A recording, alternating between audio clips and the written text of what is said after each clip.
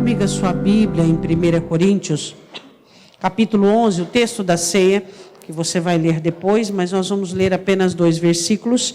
1 Coríntios, capítulo 11, versículo de número 25. Enquanto você abre a Escritura, a palavra do Senhor, nós podemos dizer que é maravilhoso nós servirmos a Deus, não é verdade? Esse Deus que nós temos aprendido a servir, Ele é maravilhoso. Ele é um Deus que tem nos construído, que tem nos abençoado, que tem nos ensinado e que tem nos amadurecido, tem nos moldado. E a palavra do Senhor diz assim, que como a prata é polida, assim como o ouro é purificado, nós temos estado na mão do Senhor para que Ele faça então esse projeto em nós. Cada vez mais dependentes do Senhor e cada vez mais livres. Esse é o projeto de Deus para cada um de nós. Cada vez mais confiados no amor do Senhor e cada vez mais independentes de tudo aquilo que nos cerca. Diga amém. 1 Coríntios capítulo 11, versículo de número 25. Semelhantemente também, depois de cear, Paulo fazendo uma descrição da noite da ceia, tomou o cálice dizendo, este cálice é o novo testamento no meu sangue, fazei isto todas as vezes que beberdes em memória de mim. Porque todas as vezes que comerdes este pão e beberdes este cálice, anunciais a morte do Senhor até que venha. Podemos assentar.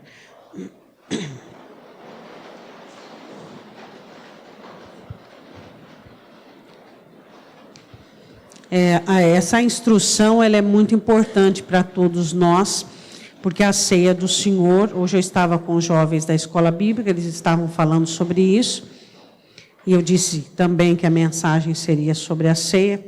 A ceia do Senhor ela é muito importante, porque ela é um mandamento, é um sacramento, e o Senhor Jesus disse que esse seria uma nova aliança, um novo testamento.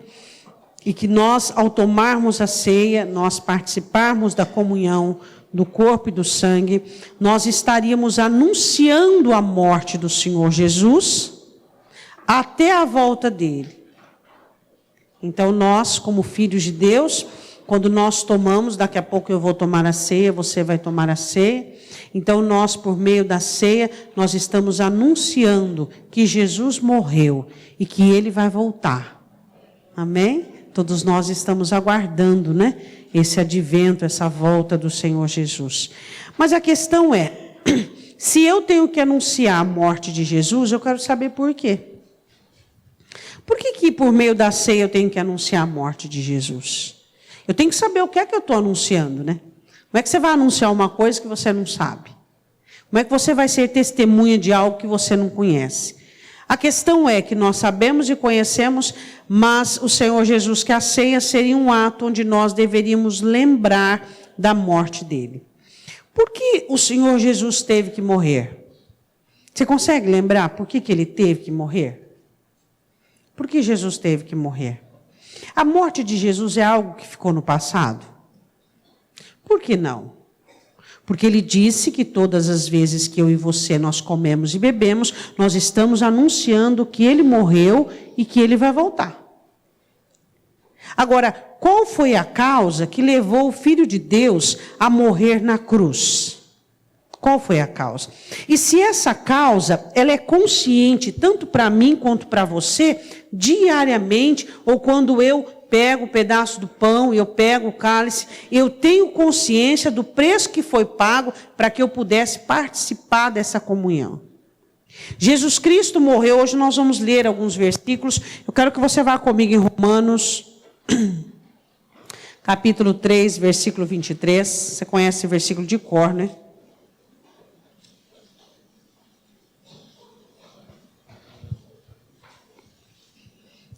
Romanos 3, 23. Não tem inteligente, não tem nobre nascimento, não tem beleza, não tem personalidade, não tem nada, porque todos pecaram e destituídos da presença e da glória de Deus. O pecado, ele abrangeu toda a historicidade humana. Por meio de Adão e Eva, eu e você herdamos o pecado. Herdamos as concupiscências. Herdamos essa carne fraca. Esse corpo que detém a nossa alma. Essa é uma herança que os nossos pais nos deixaram. Essa inclinação que nós temos, essa luta diária, que alguns crentes mais do que outros. Essa luta que você batalha diariamente para ser santo, batalha diariamente para trazer na sua vida a imagem e semelhança de Jesus Cristo. Porque, leia aí, Romanos 3, 23. Porque todos pecaram e destituídos estão da glória de Deus. Todos, sem nem tirar nem pôr, nenhum de nós. E fora da comunhão com o sangue, eu volto a esse estado de condenação. Fora da comunhão com a ceia, fora da comunhão com Cristo, fora da comunhão com a igreja, que é a coluna e firmeza da verdade, fora da comunhão com a palavra, eu volto nesse estado. É isso que nós temos que entender, que o pecado, ele disseminou-se sobre a raça humana. Paulo diz aos Efésios que quando nós estávamos no mundo, alheios à aliança da promessa, estranhos, longe de Deus, todos nós estávamos. E qual é o objetivo de Satanás desde o princípio? Afastar-me de Deus, afastar-te de Deus, afastando os pais. A humanidade foi afastada de Deus. O homem caiu em condenação. O homem caiu no pecado. Pecado que diariamente Satanás quer convencer-te que não tem problema, que todo mundo peca, que é assim mesmo, que qualquer um faria no seu lugar. Diariamente Satanás trabalha com a cauterização da sua consciência, com o endurecimento do seu coração, para que seus sentimentos nocivos e destrutivos, que frutificam da sua concupiscência, não tem nada a ver. Não tem nada a ver. Não tem nada a ver. Será que um sentimento contra alguém te perturba? Não, pastor, eu sinto, mas também não me perturba. Você está mal. Sentimentos ruins que temos dentro de nós devem nos perturbar e dizer: Deus, eu não posso contemplar isso. Por quê? Porque Cristo morreu, porque eu estava em condenação, eu estava no pecado. O pecado assolava a minha alma, era a cobertura que eu tinha sobre a minha vida. Jesus morreu e a ceia é a anunciação que ele morreu porque eu estava destruídos pelo pecado. Agora vai Romanos 6.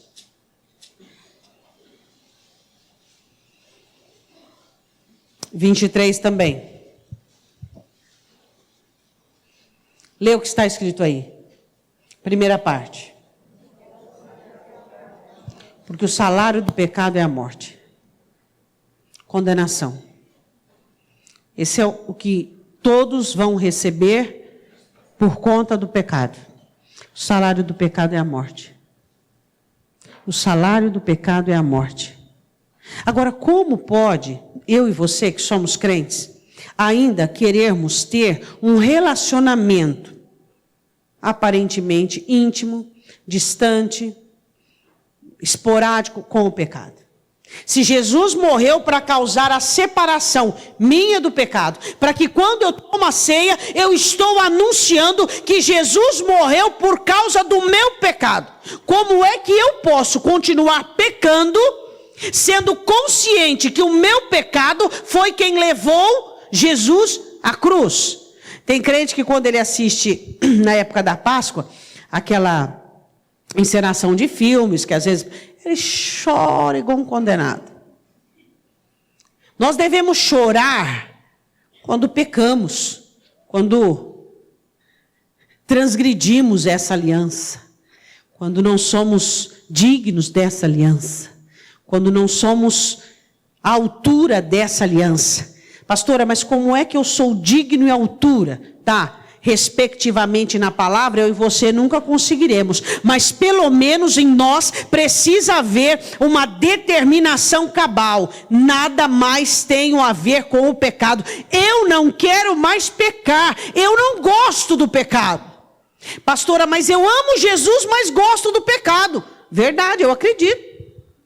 Eu acredito que existem pessoas que amam Jesus e que gostam do pecado. Agora a questão é, porque todos pecaram, porque o salário do pecado é a morte, a condenação. Ainda é, porque existem crentes que aboliram esse texto aqui da Bíblia. O salário do pecado ainda continua sendo a morte. Para aquele que batizou, para aquele que aceitou Jesus, para aquele que está na igreja, para aquele que tem dons, para aquele que tem talento e também vive na prática do pecado e também se interessa por práticas inadequadas e também não busca uma vida de santidade e também não vive uma busca de compromisso. O salário do pecado continua sendo a morte para aqueles que não estão debaixo da graça. Mas o dom da graça, gratuito por Cristo, é a vida eterna em Cristo Jesus. O Senhor Jesus morreu para quebrar a maldição do pecado sobre a minha vida. É impossível não pecar. Impossível. Sem Jesus. Uma pessoa lá fora que não conhece o Senhor Jesus, é impossível ela não pecar. Porque ela está vendida. É mais forte do que ela. É muito mais forte. É dominante. Cobiçar é dominante, falar mal é dominante, ser maledicente é dominante, lesar é dominante, é tudo dominante. Não consegue. Essa é a maldição que existe sobre as pessoas naturais. As pessoas naturais não conseguem ficar longe do pecado. Só que, infelizmente, hoje nós temos vivido um avalanche de crentes lavados e remidos pelo sangue do Senhor Jesus, que chegam à mesma constatação: eu não consigo ficar sem pecar. Eu não consigo ficar sem pecar. Parece que o pecado e eu, parece que nós temos uma ligação. O que acontece? Havia uma maldição sobre mim, sobre você. Abre em Gênesis 3,15. O Senhor Deus, olhando para a serpente, diz assim, que haveria inimizade. Gênesis 3,15. Porém, inimizade entre ti e a mulher, entre a tua semente e a sua semente. Esta te ferirá a cabeça, e tu lhe ferirás o calcanhar. Aqui, tanto é a maldição para a serpente, sobre o pó e sobre Satanás. A ferida no calcanhar de Jesus foi a morte. E a ferida na cabeça de Satanás foi a destruição do império. Ele não pode mais te obrigar a pecar. Ele não pode mais coordenar suas emoções, seus pensamentos e sua vida. Você foi livre da maldição, da condenação. Quando você toma a ceia, você está anunciando: olha, eu vivia no pecado, Jesus teve que morrer. Aí ele morreu, hoje eu não tenho mais maldição sobre a minha vida. Eu não tenho mais necessidade do pecado. Pastora, por que alguns crentes pecam mais do que os outros? Você sabe a resposta? Quanto mais necessidades você tiver, mais pecado você terá. Pastora, mas como que eu faço? É só você entender o que Jesus disse em João 4 para a mulher samaritana: quem beber da água que eu lhe der nunca mais terá sede. Quando você tem Jesus dentro da sua vida, as suas necessidades são secundárias. E elas não te levarão ao pecado. Ao contrário, elas te levarão à cruz. Elas te levarão ao Senhor Jesus. Ele é o seu tudo. Ele é a sua vida. Então, quando você toma a ceia, você está declarando que você estava longe de Jesus, mas agora você chegou perto, porque não existe mais maldição sobre a sua vida. Jesus foi ferido o calcanhar, mas essa ferida deu-nos o domínio exterminado do diabo. Ele não pode mais com a minha vida. Agora quem rege a minha vida é o Espírito Santo. Agora quem coordena a minha alma são os estatutos, as ordenanças. Agora a minha obediência e o meu serviço é para com o meu Senhor. Domínio próprio. Eu domino o que eu penso, eu domino o que eu sinto, eu domino o que eu faço. A minha vida é pré-determinada, ela é organizada. O diabo não chega e vai lançando sentimentos, pensamentos, trazendo induções e me levando ao pecado. Porque o Espírito Santo trabalha dentro de ti para convencer-te, para consolar-te, para animar-te e dizer-te: Ele é santo, sede santo, Ele é santo, sede santo. Ele te convence, Ele te ajuda, Ele te abençoa. A maldição foi quebrada. Diga amém. Vá comigo em Hebreus capítulo 2. Somos anunciadores dessa quebra de maldição. Hebreus capítulo 2, vá lá comigo.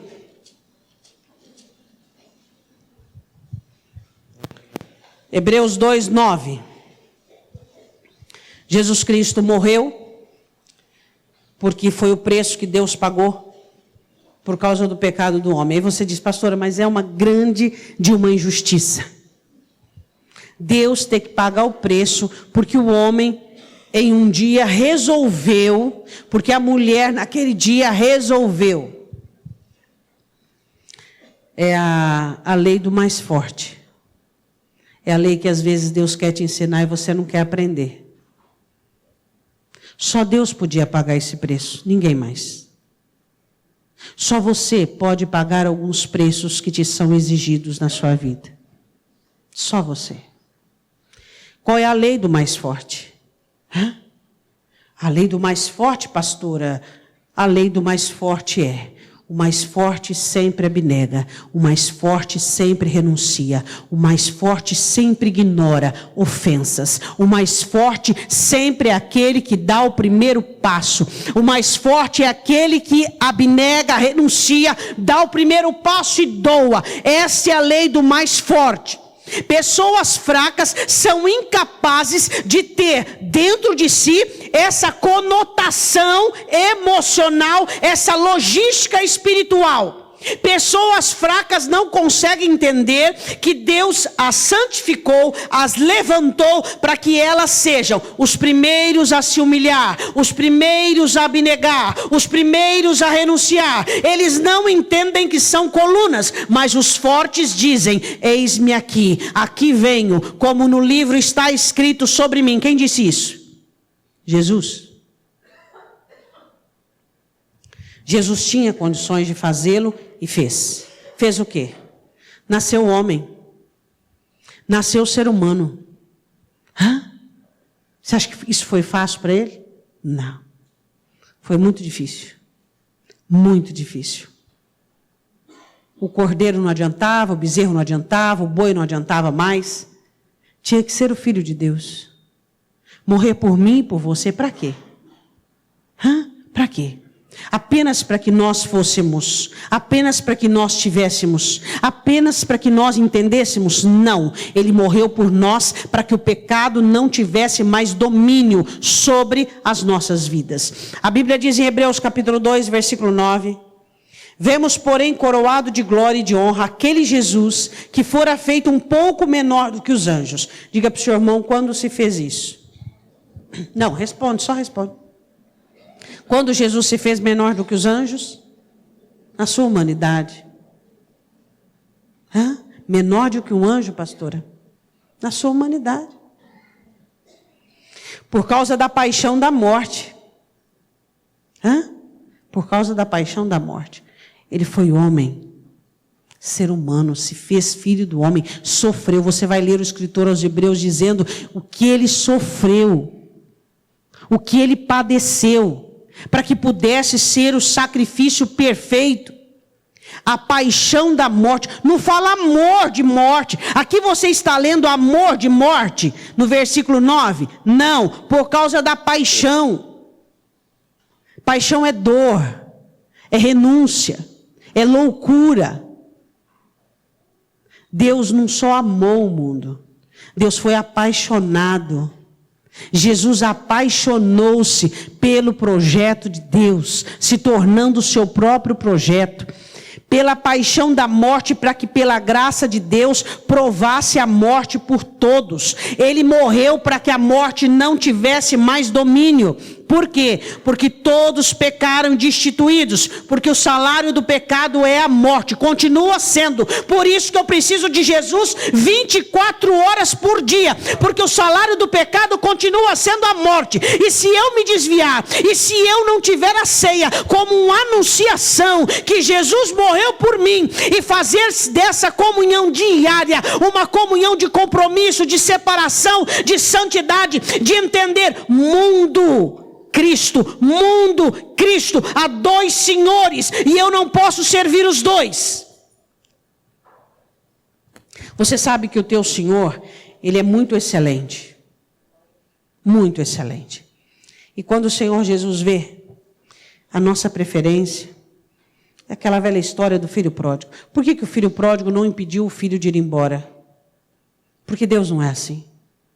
Deus é excelente. Ele olha e observa as nossas escolhas, a nossa inclinação. O que você quer? E quando eu quero o mundo, eu não preciso dizer que eu não quero Deus.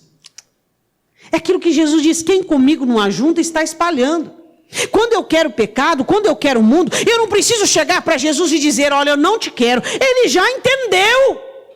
O Espírito Santo é sensível, por isso que é simbolizado como uma pomba. Ele já entendeu que eu não o quero. Eu não preciso dizer: Jesus, eu nada tenho a ver contigo, eu amo o pecado, eu não quero mais saber de ti. Ele já entendeu. Ele olha as minhas escolhas, ele olha os meus investimentos, ele olha a minha determinação, a minha proposta de vida, e ele entende. Ele entende. Ele não precisa ficar à espera da minha despedida ou de expulsá-lo da minha vida. Não. Ele entende o quanto eu quero e o quanto eu não o quero. Versículo 10. Porque convinha que aquele para quem são todas as coisas, e mediante quem tudo existe, trazendo muitos filhos à glória, consagrasse pelas aflições o príncipe da salvação deles. O príncipe da minha salvação e da sua salvação.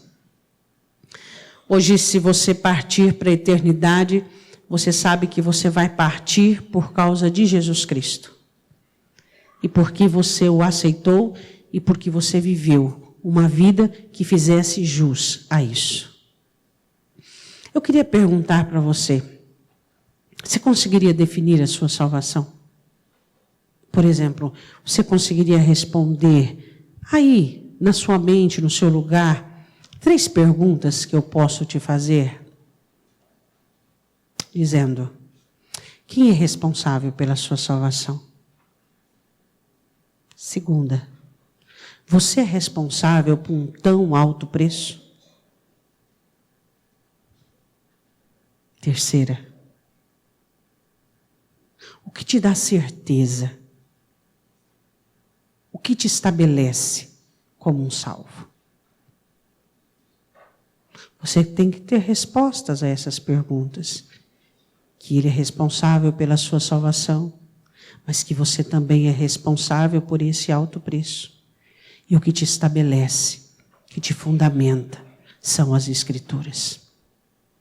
Nós precisamos entender que, em nome do Senhor Jesus Cristo, fomos salvos. Salvos do pecado, salvos da maldição, salvos do inferno e, pasmem vocês, salvos de ti mesmo. Jesus me salvou da condenação. Jesus te salvou da condenação.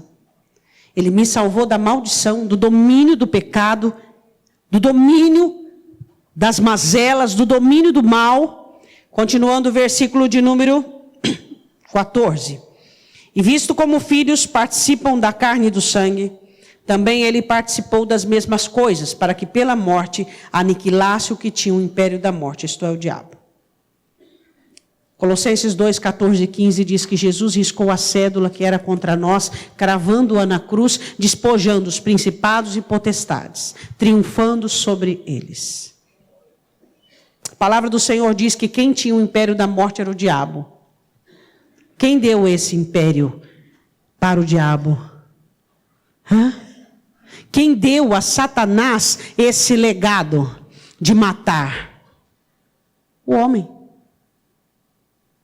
Quem dá ao diabo o legado de destruição? Quem dá ao diabo o legado de morte? Quem dá ao diabo o legado de roubo? Senão nós. Quando somos tendenciosos, quando pendemos, quando não entendemos o que foi feito por nós, era necessário que todos os dias nós fôssemos pasmados pelo Espírito Santo, pelo assombro do preço que foi pago, para que eu não mais estivesse ao alcance de Satanás. Ele não pode te tocar pelo sangue, ele não pode te fazer o que ele quer na sua vida pelo sangue. Sangue que te cobre, sangue que tira a maldição, sangue que te limpa, mas sangue que te santifica, sangue que arrancou de dentro do seu coração toda a vontade de pecar, sangue que faz com que você olhe para dentro de você e diga: não posso, não devo, não quero mais ser essa pessoa. É esse sangue que nós temos que honrá-lo. Nós não fomos comprados por um ato profético. Se o nosso Salvador fosse Jeremias, se apenas houvesse na minha vida e na sua vida um homem que tivesse chorado, sido lançado em fossos, sido colocado em situações ruins, se o nosso Salvador fosse Jonas, não, aí não seria bom. Isaías, Ezequiel, que perdeu a esposa e não pôde chorar. Se o nosso Salvador fosse Elias, nós não tivemos um Salvador que pregou apenas, que sofreu apenas. Nós tivemos um Salvador que é Deus, que se fez homem e que morreu. Tem que valer a pena. O pecado tem que ser algo destituído da nossa agenda. O pecado tem que ser algo que nós devemos combater diariamente. Temos que fazer guerra contra a carne. Temos que fazer guerra contra nós mesmos, se for preciso. É aquilo que Paulo explica aos Gálatas, do Espírito Santo combater dentro de nós, para que nós não possamos ceder ao pecado. Eu não posso pecar, eu não posso pecar, eu não devo pecar, eu não devo pecar, eu não posso pecar, eu não posso continuar assim, eu não posso continuar com esse sentimento, eu não posso continuar agindo dessa maneira. Jesus só morreu porque o pecado dominava. E o pecado não podia mais dominar, porque não tinha mais chance para mim nem para você. Não havia chance para a humanidade. Então ele teve que pecar. Ele teve que morrer pelo pecado. Porque eu pecava, você pecava. Todos nós estávamos vendidos ao pecado. Por isso ele teve que morrer. Jesus não morreu por uma missão. Não. Jesus não morreu para ser um mártir. Ele morreu para que nós fôssemos uma nova criatura. Ele morreu para que essa canção que nós cantamos, que Paulo fala aos Filipenses, para que nós deixemos o passado. Passado de mentira, passado de vaidade. Como você era antes de Jesus? Então, tem que ser era. Não pode ser mais. Eu quero perguntar uma coisa para você. Quais são as mudanças que o sangue de Cristo tem efetuado na sua vida? A ceia é a catalisação, é a fomentação do poder desse sangue dentro de nós. A ceia é esse regimento absoluto deste poder da graça, nos transformando, nos fazendo nova criatura. Cada vez mais simpáticos, cada vez mais bondosos, cada vez menos acusadores, cada vez menos maledicentes. Quanto mais crente, mais maledicente. Mais crente não de ser crente, mas de envelhecer dentro da igreja. Quanto mais tempo de crente, mais maledicente. Quanto mais cargo tem, quanto mais dom tem, mais impiedade. Quanto mais é abençoado, mais arrogante, mais soberbo. Nós estamos andando de contramão. Será que é só eu que enxergo isso? Não tem ninguém que consiga enxergar que nós precisamos entender que a nossa jornada é contrária, cada vez mais humildes, porque somos mais abençoados, mais devedores. cada vez mais amados, cada vez mais gentis, cada vez mais fortes, cada vez menos sensível. É porque falou, porque olhou feio, porque... Que é isso? O sangue nos faz maduros, o sangue nos faz sóbrios, o sangue traz a lembrança do que foi pago para que nós pudéssemos agir de uma maneira diferenciada. Eu quero perguntar uma coisa para você: qual atitude sua essa semana que envergonha o sangue? Quem sabe até hoje mesmo, que envergonha o sangue? Falando mal de um irmão, comentando, pensando, vendo, sentindo, agindo. E o sangue? Vocês vão tomar a ceia e vocês vão anunciar que ele morreu. A igreja, ela é a pregação que o seu Senhor morreu para que ela fosse separada, diferenciada. Continuamos, versículo de número 15. Livrasse todos os que com medo da morte estavam por toda a vida sujeitos à servidão, porque na verdade ele não tomou anjos, mas tomou a descendência de Abraão, todas as famílias da terra. Por isso convinha que em tudo fosse semelhante aos seus irmãos, para ser misericordioso e fiel sumo sacerdote naquilo que é de Deus, para expiar os pecados do povo. Semelhante. Aqui está escrito igual. Por que não igual? Porque ele não conheceu o pecado. Mas se fez pecado. Por mim e por você. Fiel sumo sacerdote. Para que você hoje na ceia pudesse dizer: Senhor, me perdoa porque eu cobicei. Senhor, me perdoa porque eu falei mal. Senhor, me perdoa. Ele teve que morrer. Foram os ais, foram os espinhos, foram os cravos, foram as dores. Mas lembra, o pecado continua matando e levando muita gente para o inferno. E crentes. O pecado continua. O salário do pecado continua.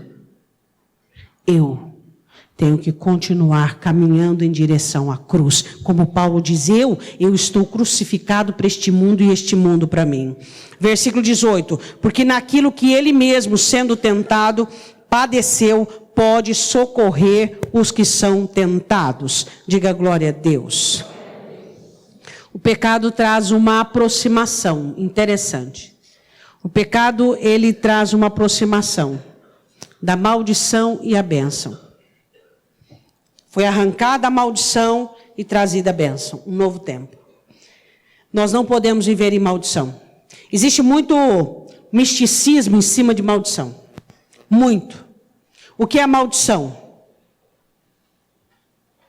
O pecado é o pai de toda maldição. A desobediência é a mãe de toda maldição. Nós somos amaldiçoados ou abençoados? Você diz: eu sou abençoado, pastor. Por que você é abençoado? Quando você fala em abençoado, você pensa em saúde? Não. Quando você fala em abençoado, você pensa em prosperidade? Você pensa numa continuidade de conforto? Não. Quando você fala em abençoado, você se lembra de um livro que vai se abrir na eternidade e que o seu nome está lá. Isto é bênção.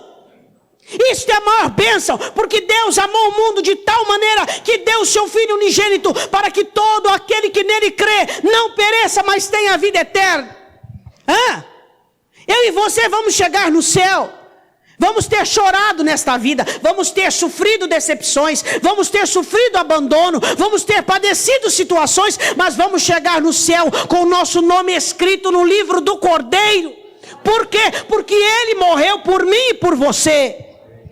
É isso que nós temos que entender. Nós não podemos fazer essa ligação medíocre de bênção com conforto. A bênção é o céu, é a salvação da minha alma, é a salvação da sua alma. É isso que me importa, é isso que te importa, é isso que nos importa. Nós somos salvos e Cristo morreu para abrir as portas do céu, para que eu e você pudéssemos entrar. É por isso que Ele morreu. Você é salvo. E eu quero perguntar uma coisa para você: qual foi o dia, a última vez que a sua alma esteve em festa, porque você vai para o céu? Você se alegrou extremamente. E você diz, eu vou para o céu, eu vou para o céu, eu vou para o céu. Eu vou morar com Jesus. Eu vou passar a eternidade com o meu Salvador. Oh, a morte de Jesus Cristo foi para me propiciar a minha eternidade junto com Ele. Eu vou para o céu, eu vou para o céu, eu vou para o céu. O meu novo nome está escrito no livro da vida. Eu vou para o céu e eu tenho um compromisso com esse Salvador. Qual foi a última vez, igreja, que você se alegrou? Qual foi a última vez que você olhou para o céu e disse, Maranata, ora vem, Senhor Jesus? Isso é ceia. É anunciar a morte até que Ele venha. Ele vai voltar. Ele vai voltar. Ele vai voltar. Como um ladrão. Sem aviso. Sem nenhuma recomendação de hora ou momento. E é o que nós temos que esperar e aguardar. Você pensa no céu? Você gosta do céu, você quer ir para o céu, você almeja o céu. O céu é tudo aquilo que você deseja em toda a sua história, em toda a sua vida. A morte de Cristo quebrou a morte e trouxe a vida. Morte e vida. Juízo e graça. Antes nós estávamos condenados. Hoje nós estamos debaixo dessa graça. Trouxe aproximação de humilhação e exaltação. Jesus foi maldição na cruz para ser bênção. Morreu para que eu pudesse viver. Sofreu o juízo da minha condenação para que eu pudesse ter a graça. Foi humilhado para que eu e você pudéssemos ser exaltados. Destruiu a força do passado para que nós pudéssemos ter um futuro na presença do Senhor. Ele trouxe essa proximidade de uma maneira tão distinta entre esses dois universos. Eu quero que você vá comigo em Romanos capítulo 6. Paulo, de uma maneira tão clara, ele diz assim no versículo 3... Romanos 6, versículo 13, eu quero que você leia comigo. Ele fala sobre o nosso batismo, a nossa imersão, o nosso mergulho, a nossa totalidade de entrega. Fomos batizados na morte do Senhor Jesus. Você está morto para o pecado. Quais são os pecados mais frequentes da sua vida? 3 deles. Romanos 6:3. Ou não sabeis que todos quantos fomos batizados em Jesus Cristo, fomos batizados na sua morte? Eu e você fomos batizados na morte do Senhor Jesus. De sorte que fomos sepultados com Ele pelo batismo na morte, para que como Cristo foi ressuscitado dentre os mortos pela glória do Pai, assim andemos nós também em... Quanto tempo que você não tem algo novo da parte de Deus na sua vida? Essa é uma obra do Espírito Santo de Deus em nós. Nos fazer novos. Os mesmos erros que você cometia há 3 anos atrás, agora é igual, se atentar é pior. Que isso? Que evangelho é esse? Que sangue é esse? Que comunhão com a ceia é essa? Não existe. Nós precisamos desligarmos de todo o elo com aquilo que nós éramos, com aquilo que nós fazíamos e aceitar da parte de Deus esse projeto de transformação. O pecado destruiu qualquer condição de eu amar, servir, buscar a Deus. O sangue de Cristo reestruturou dentro de mim a condição de eu buscar, amar e servir a Deus. A ação do Espírito Santo em nós vai nos conduzir a uma vida de compromisso, a uma vida de santidade. O pecado que você cometia o ano passado não pode mais se nomear. A ação que não pode mais se nomear. Eu vou mexer com a sua cabeça. Eu vou só ler. Eu quero que você responda sobre. Você pode ficar aberto aí comigo em Romanos 6? E abrir em Hebreus 6. Esse texto dá pane na mente de muita gente. E podia dar pane Na concupiscência, podia dar pane. Podia dar pane na força do pecado, na mesmice humana. Temos que... Hebreus capítulo 6, abre aí. Fica aberto em Romanos 6. Você está sentado? Tá. Então escuta essa. Por isso, deixando os rudimentos da doutrina de Cristo, rudimento é base. O escritor diz assim, gente, vamos deixar a base, vamos começar a erguer as paredes, vamos começar a crescer. Prossigamos até a quê? Porque, tem alguns escritos de João que tem crente que ele não lê, não gosta que lê, não gosta que fala. Qual, pastora? Filhinhos, não pequeis. Aquele que peca é do diabo. Que isso? Tem gente que não lê o que João não lê, não gosta. Porque aquele que conhece a Deus não peca. Ele não gosta do pecado, ele não quer o pecado, ele nada tem a ver com o pecado. Quando ele é tentado dentro dele, ele se corrói e diz, Deus, como é possível dentro de mim existir desejos, dentro de mim existir complicações como essas? Eu não posso ferir-te novamente, eu preciso ser uma nova criatura, eu preciso mudar, melhorar, eu preciso estreitar minha comunhão com o Espírito Santo, eu preciso ser perfeito. Pastora, vamos e venhamos, porque na contexto, na situação contemporânea da igreja, está um pior que o outro, a igreja está perdida. Qual igreja que está perdida?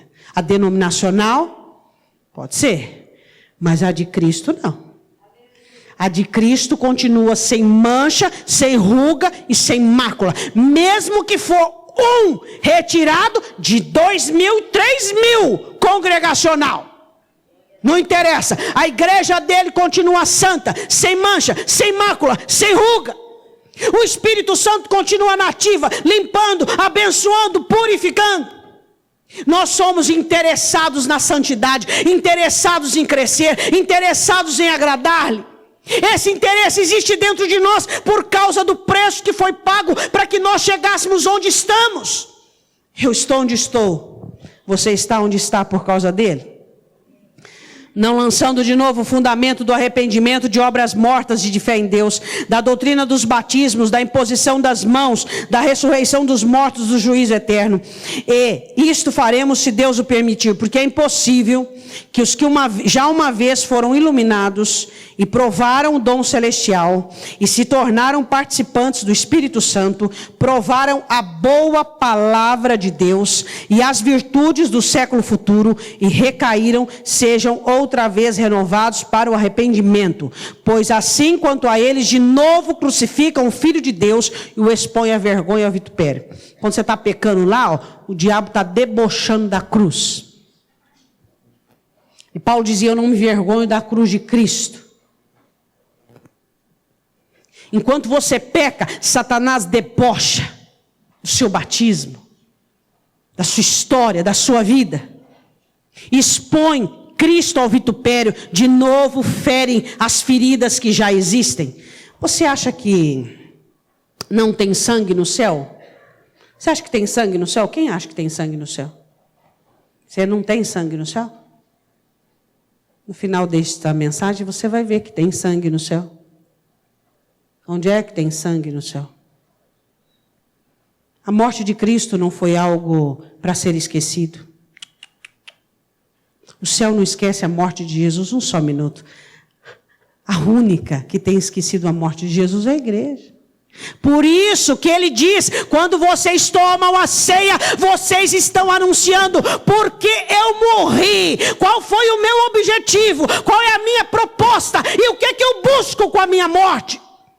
Vocês devem anunciar, isso deve estar diante da fé de vocês, quando vocês têm o cálice e o pão, dizendo, foi pago um alto preço, para que o pecado não dominasse sobre a minha vida, para que eu nada tivesse a ver com o pecado. Pastora, mas é tão difícil viver sem pecar.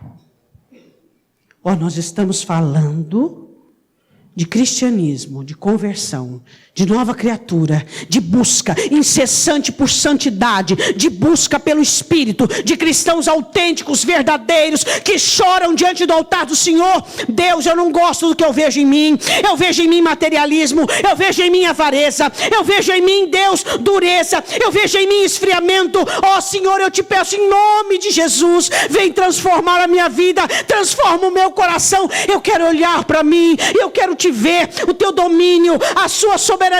Eu quero ver o teu governo na minha vida, Senhor. Do aumento deste principado, diz o profeta Isaías, a paz não tem fim. Por que os crentes vivem aflitos, em guerra, atribulados por falta do governo de Cristo? E ele diz assim, diz no 7, porque a terra que embebe a chuva, seu irmão aí é uma terra, eu sou uma terra, embebemos a chuva, e essa chuva cai muitas vezes sobre nós, e produzimos erva proveitosa para aqueles por quem é lavrada, recebe a bênção de Deus. Mas a terra que produz, que recebe a chuva, e recebe a semente, versículo 8, mas a que produz espinhos, abrolhos, é reprovada, e perto está da maldição, e o seu fim é ser queimada. Mas de vós, ó amados, esperamos coisas melhores. Deus espera coisas melhores de mim, de você. Ele está recebendo, ou será que você está piorando conforme os dias passam? Você ora mais ou menos de quando você se converteu? Você perdoa mais ou mais em quantidade ou menos? Você lê, vem ao culto mais ou menos? Menos, pastor, tem profecia para você também. Com o aumento da iniquidade, o amor de muitos se esfriaria. Não, pastora, eu estou assim, sabe, de ré, porque eu tive problema. Que problema? Com quem? Com ele? Não. Foi ele quem morreu por você. Foi ele quem deu a vida por você. Foi ele, é ele quem vai voltar para te buscar. É ele quem quer passar a eternidade. Nós temos um amigo ausente. E esse amigo é Jesus. E ele vai voltar. Paulo dizia, eu tenho saudade dele, porque por causa do corpo eu estou separado dele. E ele vai voltar para me buscar e para te buscar. E nós temos saudades deste amigo. Eu quero te perguntar, se você pudesse responder para você agora o quanto você ama Jesus, o que você diria?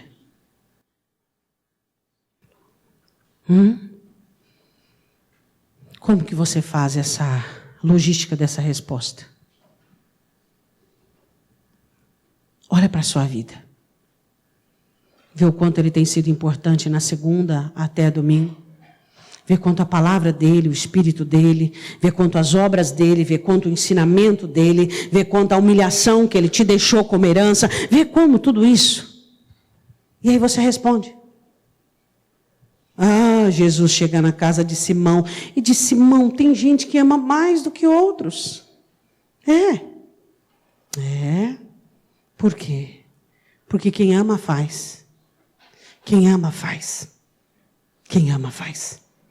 Porque Deus provou o seu amor para conosco. Quem ama prova, quem ama faz. Quem ama passa por cima de barreira, de empecilho. Quem ama quem ama faz, quem ama busca. Quem ama não tem esse negócio de crise. Eu estou numa crise existencial. Eu estou numa crise de esfriamento. Que é isso? De onde é que veio essa crise de esfriamento? De rebelião. Crise de esfriamento não tem outra raiz senão rebelião.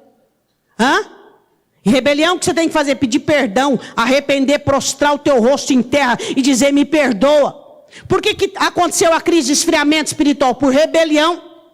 Por quê? Porque quando eu sofro, eu não esfrio espiritualmente. Quando eu sofro, eu grudo nele, eu me apego nele, porque é ele quem me consola, é ele quem me levanta. Esse é o meu caminho e o seu caminho.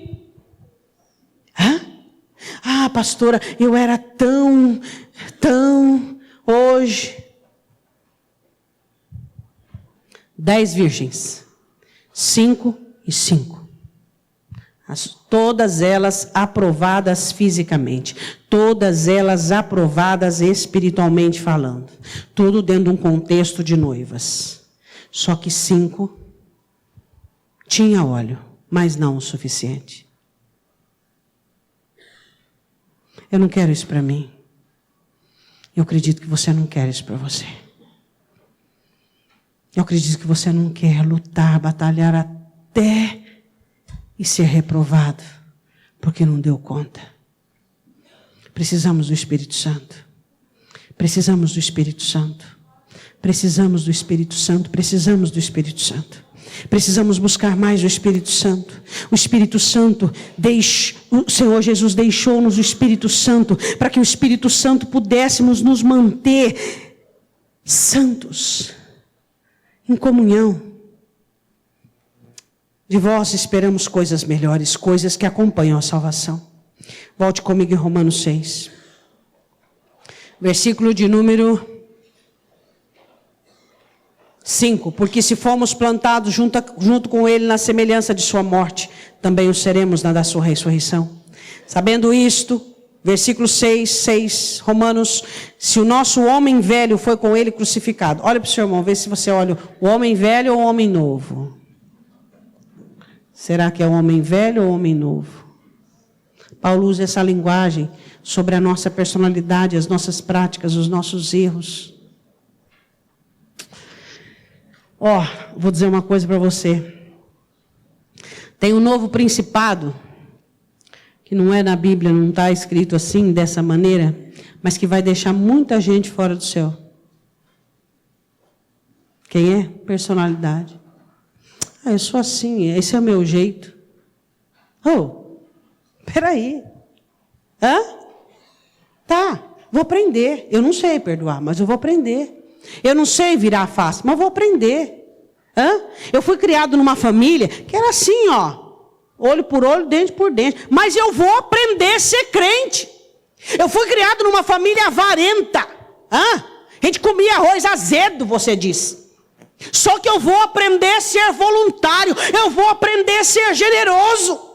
Eu vou aprender. Eu preciso ter intimidade. Eu preciso ter identidade com Cristo. Essa persona, Jesus, precisa estar em mim. Agora nós olhamos para nós e passa dia e entra dia, e passa dia e entra dia. Nós estamos do mesmo biotipo, da mesma maneira. Sempre gostamos das mesmas coisas, caímos das mesmas coisas, somos reprovados na mesma coisa. Nós estamos retrocedendo.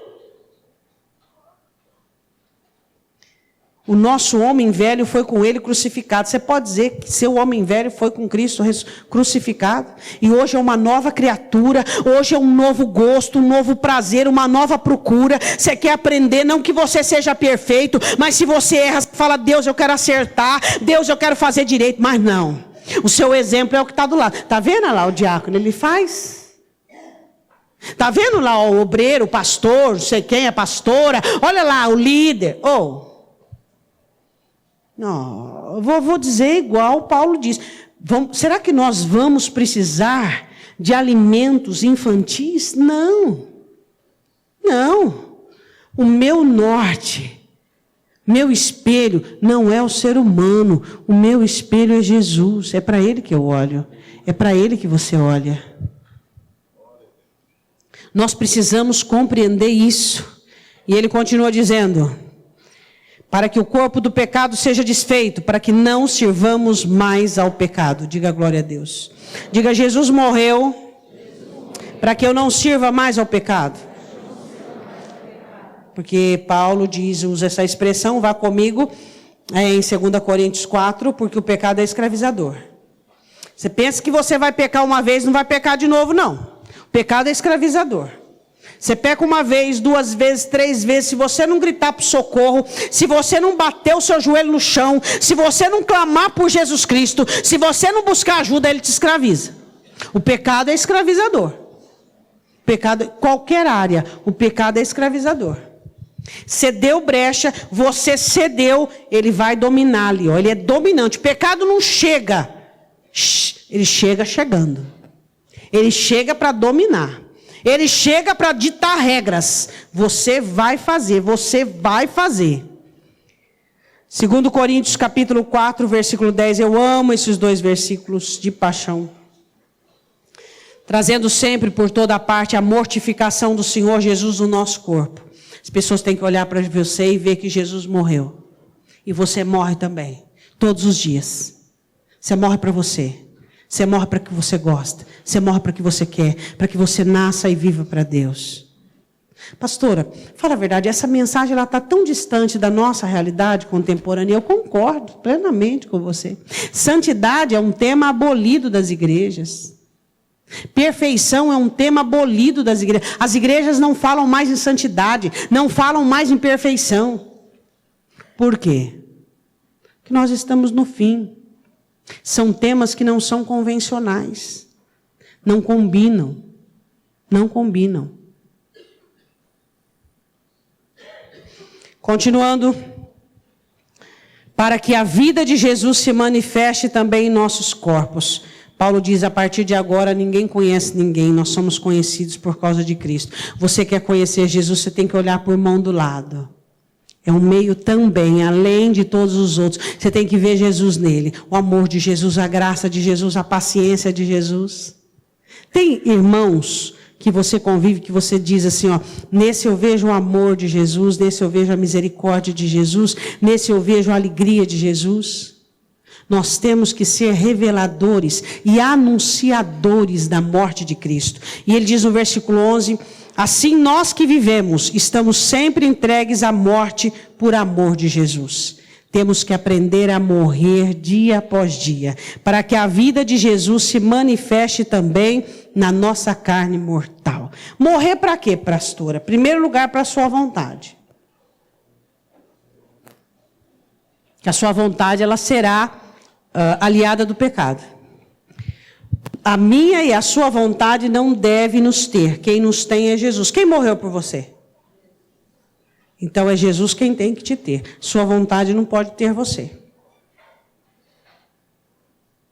Eu sei que nós somos muito mais humanos do que crentes. Nós temos que mudar essa realidade, não é não? Hã? Qual é a realidade da igreja? Mais crente do que humano ou mais humano do que crente? Lógico, será que só eu que vejo isso? Muito mais humano do que crente. Hoje você olha para um crente, dificilmente você vê uma característica de Cristo. Não vê. Você vê o gosto dele, você vê a inclinação dele, você vê a personalidade dele, você vê tudo dele.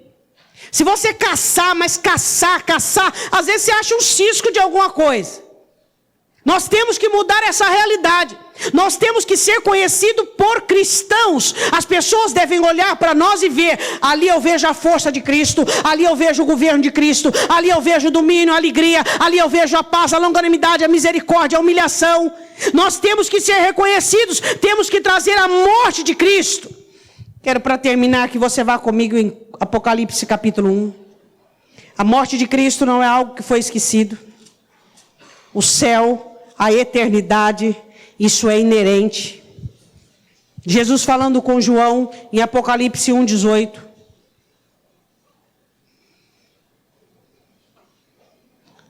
Todos acharam? E o que vivo e fui morto. Você acha que a morte dele é algo que ele quer esquecer? E ele não nos deixa esquecer. Todos os dias. Não é só ceia, não. Pastor, só está pregando porque é ceia. Todos os dias você tem que lembrar que ele morreu. Todos os dias, todos os dias, todos os dias. Jesus não quer esquecer que ele morreu. E ele não quer que a sua igreja esqueça que ele morreu. Quando eu tomo a ceia e você, ele quer que nós anunciemos que ele morreu. O objetivo, a causa. E ele diz, eu fui morto. E eis que vivo estou para todo sempre. E tenho as chaves da morte e do inferno. Diga glória a Deus. Vá comigo em Apocalipse 5. Jesus não quer que você esqueça que ele morreu. Havia um pranto, um choro, que ninguém podia abrir o livro. E ele pôde abrir os livros. Apocalipse 5:8, e havendo tomado o livro, os 4 animais e os 24 anciãos prostraram-se diante do Cordeiro, tendo eles harpas e salvas de ouro, cheios de incenso, que são as orações dos santos, e cantavam um novo cântico, dizendo, digno és de tomar o livro e de abrir os seus selos, porque foste morto. Os anjos não esquecem, as testemunhas não esquecem, os que foram antes de nós não esquecem da morte dele. Quem tem se esquecido da morte de Jesus? Só a igreja. Só a igreja. A igreja não gosta desses assuntos. Esse assunto é muito delicado. Vamos falar em vitória, vamos falar em prosperidade, vamos falar em cura, vamos falar em bênção, vamos falar. Vou falar em morte de Jesus, não. Esse assunto é meio assim, depressivo, meio um assunto assim que me deixa triste. Por quê? Por quê? Porque faz te lembrar do quanto você é valioso, importante, do quanto Deus, o valor que Deus pagou para resgatar você e eu do inferno. E com o teu sangue nos comprastes para Deus, de toda a tribo, língua, povo e nação. E para o nosso Deus os fizestes reis, governo, sacerdotes, santidade, e reinaremos sobre a terra. 2 projetos de Deus, governo e santidade. Para terminarmos 19:11 sobre o sangue. Apocalipse 19:11. As bodas do Cordeiro. E vi o céu aberto, vou esperar você. E eis que um cavalo branco. Deixa eu só falar uma coisa. Você tem saudade de Jesus?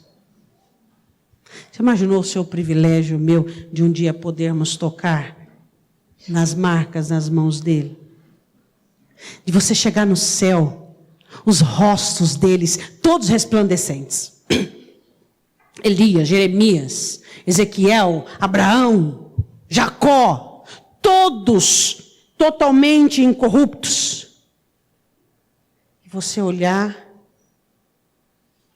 e não confundi-lo no meio dos gigantes da fé, no meio dos grandes, no meio dos poderosos, e você olhar e dizer assim: eu conheço esse rosto. Eu conheço, é Ele. Eu conheço. Ele esteve comigo, viveu comigo. Eu sinto, conheço o cheiro das vestes dele. Eu consigo sentir a presença dele. Vamos pensar numa coisa bem absurda. Você chega no céu. Chega Elias, chegaria para você e dissesse: eu sou Jesus.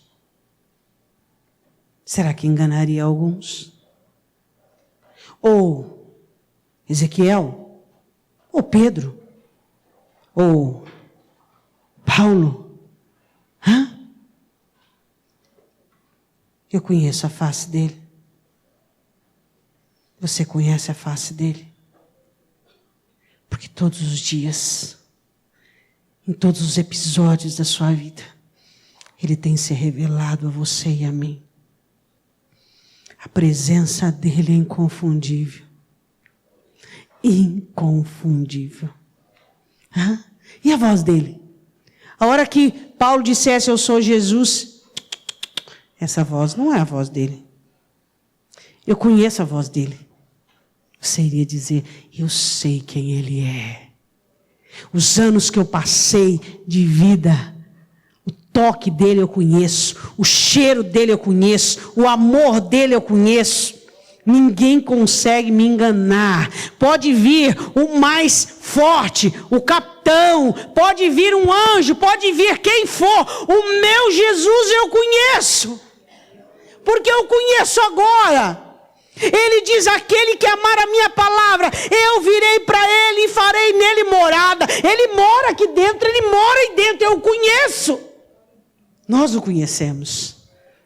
E a Bíblia diz assim em Apocalipse 19: e eu vi o céu aberto, e eis que um cavalo branco, e o que estava sentado sobre ele chama-se Fiel e Verdadeiro, e julga e peleja com justiça. E os seus olhos eram como chama de fogo, e sobre a sua cabeça havia muitos diademas, e tinha um nome escrito que ninguém sabia senão ele mesmo. Estava vestido de uma veste. O sangue está no céu, nas vestes dele. A morte dele jamais será esquecida. No advento glorioso da sua vinda, no advento glorioso da ceia, ali estará parte das vestes do meu Senhor e do seu Senhor, mostrando o preço da redenção da humanidade. Ali haverá sangue dele nas vestes dele, as vestes dele salpicadas de sangue. Esse sangue que eu devo amar, este sangue que nós devemos ser submissos, devemos ser responsáveis, anunciadores dessa morte. Essa é a ceia. Hoje nós anunciamos, Jesus morreu para tirar a condenação, para livrar-me da maldição e para me fazer santo. Eu não peco, eu não gosto do pecado, eu não tenho nada a ver com o pecado, eu tenho uma luta, eu faço guerra contra a minha carne, eu não quero errar, eu não quero falhar, eu não quero continuar da maneira que eu sou e que eu estou. Isso é ceia. Ceia é o inconformismo meu e seu, da maneira em que vivemos, e nós nos levantamos e dizemos: chega, a partir de agora chega. A Bíblia diz assim: estava vestido de uma veste tingida em sangue, e o nome pelo qual se chama é Verbo, é a palavra de Deus. É isso. Paulo escrevendo disse, e ele disse no versículo 25, em memória de mim: e todas as vezes que comerdes e beberdes, anunciais a minha morte, até que eu venha. Isso é ceia. Jesus morreu. Isso não é passado, isso é futuro. A morte de Jesus não foi algo que foi vivenciado passado, é presente e futuro. Vai estar na eternidade, o céu não vai esquecer, os anjos não esquecem, os heróis da fé não esquecem, o Pai não esquece, Jesus não esquece. Eu sempre digo isso para você, eu vou dizer: você que teve problema na puberdade, de espinhas, e tem o rosto marcado, você que levou aquele tombo na calçada, e tem aquela cicatriz, você que passou por uma cirurgia, tem o seu corpo marcado, no céu você não vai ter uma cicatriz. Uma, mas ele vai ter. Por quê? Porque o céu, o Pai, não quer esquecer do sacrifício que foi pago. A igreja não pode esquecer da morte de Cristo. Esse assunto tem que ser um assunto diariamente mencionado entre você e o Espírito Santo. Esse tem que ser um assunto em memória, diariamente você deve lembrar-se, comentar, falar com o Espírito, diariamente ler versículos sobre a morte de Jesus. Por quê? Porque nos tempos de hoje, onde Satanás está trabalhando acirradamente para afastar o homem de Deus, a morte de Cristo é o nosso assunto principal, porque recorda a minha alma do preço que foi pago, porque alerta a minha alma da santidade e do compromisso que eu tenho que ter. Todos os dias, eu e você precisamos ler versículos sobre a morte de Jesus. Precisamos combater o esfriamento espiritual, precisamos combater o pecado, precisamos combater a personalidade, os domínios malefícios da nossa personalidade, por meio dessa notícia, dessa anunciação. Ele morreu, ele morreu, ele morreu. Por que você acha que tem uma cruz aqui? Ele morreu. Pastora, vamos passar logo essa parte porque ele está vivo. Ele morreu. Ele ressuscitou, mas ele morreu. Ele está vivo, mas ele morreu.